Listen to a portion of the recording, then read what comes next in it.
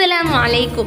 പ്രിയപ്പെട്ടവരെ, നിങ്ങൾക്കേവർക്കും എൻ്റെ ഹൃദയം നിറഞ്ഞ ഈദ് മുബാറക് ആശംസകൾ. ത്യാഗത്തിൻ്റെയും സഹാനുഭൂതിയുടെയും ഓർമ്മകൾ പുതുക്കുന്ന ഈ പുണ്യദിനത്തിൽ നമുക്ക് ഒരുമിച്ച് കൂടാൻ സാധിച്ചത് വലിയ സന്തോഷമാണ്.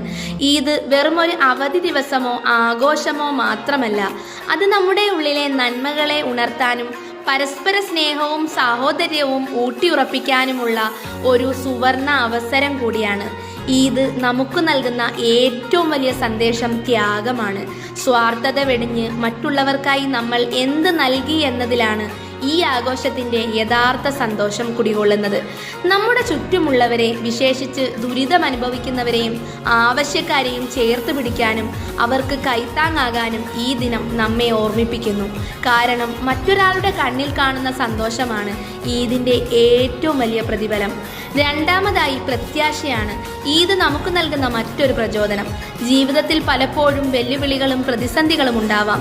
എന്നാൽ ഈദ് നമ്മോട് പറയുന്നത് എത്ര വലിയ പ്രയാസങ്ങൾ ഉണ്ടായാലും പ്രത്യാശയോടെ മുന്നോട്ട് പോകാനാണ്. ഇരുളിന് ശേഷം വെളിച്ചമെന്ന പോലെ ഓരോ പ്രതിസന്ധിക്ക് ശേഷവും നല്ലൊരു നാളെ വരുമെന്ന് ഈദ് നമ്മെ പഠിപ്പിക്കുന്നു. അതുകൊണ്ട് തളരാതെ നിശ്ചയദാർഢ്യത്തോടെ നമ്മുടെ ലക്ഷ്യങ്ങൾക്കായി പ്രയത്നിക്കാം. കൂടാതെ സഹാനുഭൂതിയും പങ്കുവയ്ക്കലുമാണ് ഈദിൻ്റെ കാതൽ.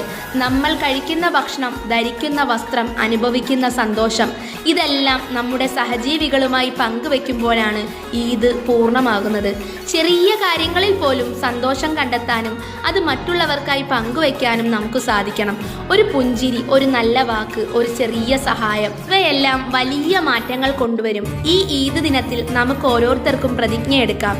സ്നേഹവും സമാധാനവും പങ്കുവയ്ക്കാൻ, നമ്മുടെ ചുറ്റുമുള്ളവരോട് ദയ കാണിക്കാൻ, പ്രത്യാശയോടെ ഓരോ ദിവസത്തെയും സമീപിക്കാൻ, പരസ്പര ബന്ധങ്ങൾ ശക്തിപ്പെടുത്താൻ. നമ്മുടെ ഈ ചെറിയ പ്രവർത്തികൾക്ക് ഈ ലോകത്ത് വലിയ മാറ്റങ്ങൾ കൊണ്ടുവരാൻ സാധിക്കും.